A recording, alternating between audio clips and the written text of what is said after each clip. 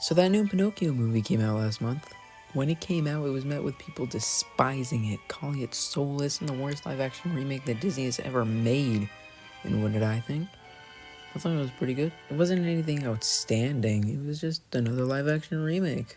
But it was one of the better ones, like the Aladdin remake. I watched it the day it came out and went into the movie blind.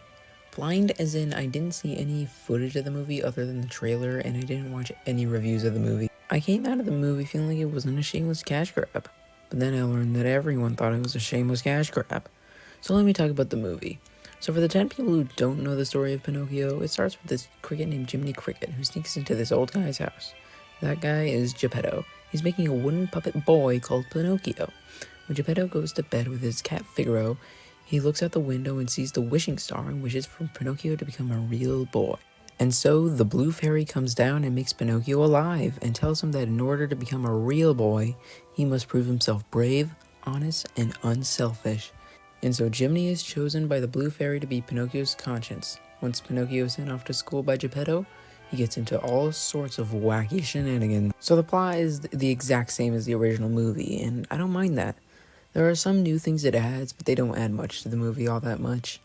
They have this new character called Fabina, who Pinocchio meets when he's about to perform the I Got No String song, and she's one of the puppeteers who speaks through her puppet sometimes, but at the end of they both talk at the same time as each other, and it confused me so much I don't feel like diving into it.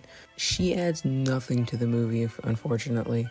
They have this scene when Stromboli locks Pinocchio in a bird cage and it's set up like she's going to be the one who sets him free, unlike how in the original, the blue fairy comes in and sets Pinocchio free. But no, they get caught by Stromboli walking in almost immediately, so it was pointless having her even drop into the room.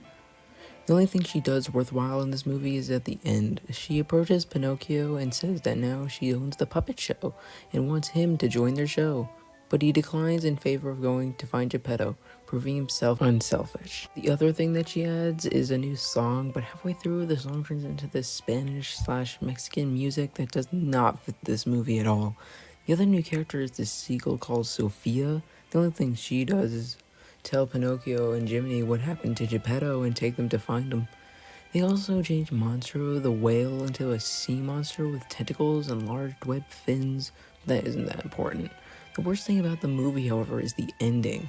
They don't even have the scene where Pinocchio turns into a real boy and they all celebrate. They instead show Pinocchio slowly turning real as him and Geppetto walk away, off to go back home. You can barely even see Pinocchio turning into a real boy, and Jiminy just pops up on screen saying that nobody knows if he actually turned into a real boy, and that on the inside, he is a real boy. I found that so stupid. Like, the whole build-up was for that scene where he turns into a real boy, but it never happened. But I still enjoyed my time with it. If you haven't seen it yet, you should go watch it. I liked it a lot. I still prefer the original over it, but it's still my favorite live-action remake that Disney did.